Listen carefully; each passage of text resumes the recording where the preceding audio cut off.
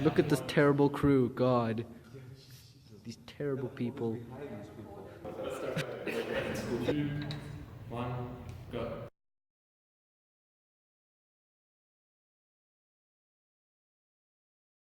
The public domain is a collection of works whose intellectual property rights have either been forfeited or have been expired.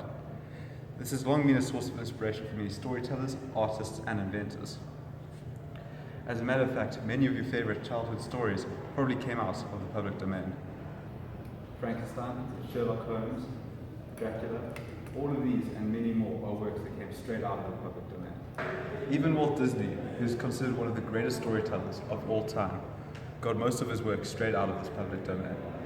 He built an entire empire by taking work out, remixing it, and selling it as a new film. Walt Disney relied so heavily on the public domain that even the Mickey Mouse cartoon Steamboat Willie, one of Disney's most iconic animations, was a direct parody of the movie Steamboat Billy Jr., which in turn was inspired by a song, Steamboat Willie, which was taken out of the public domain. So as you can see, there's nothing wrong with the idea of taking out of the public domain. In fact, many experts agree that it is an important part of building our own culture in each generation. There's just one problem though. Nothing's going to enter it until the year 2019.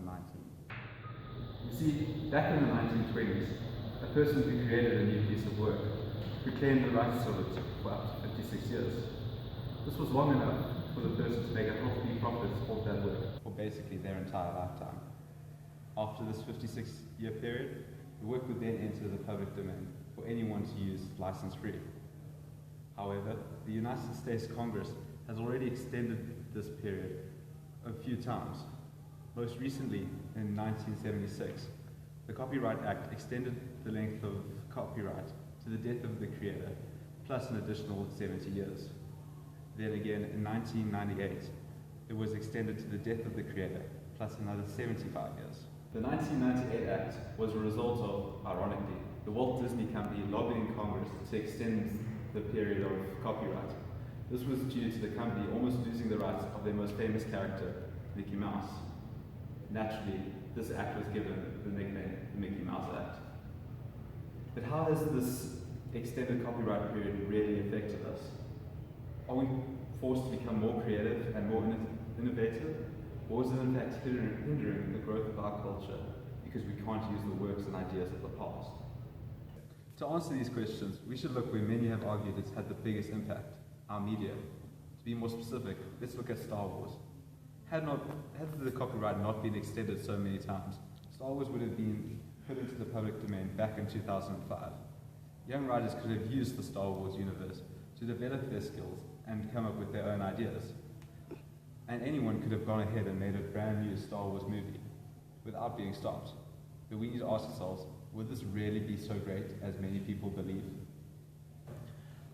On the one hand, we'd have more Star Wars books and movies than we could ever possibly ask for.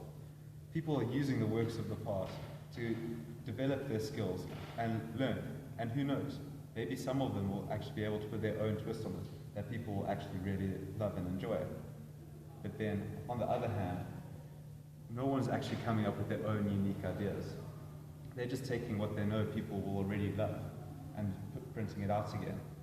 So this is taking away from the need of innovation and creativity.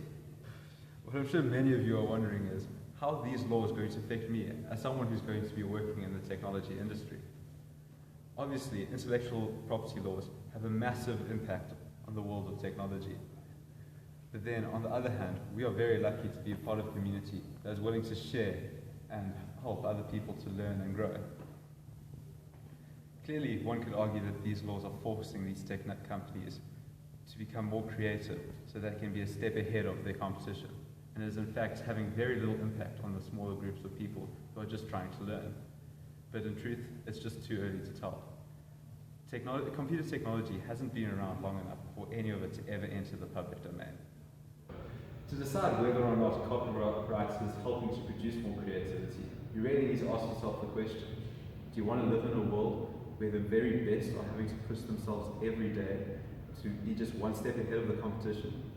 Or would you rather live in a world where everyone has access to a much larger amount of material to learn from and to develop their own skill set?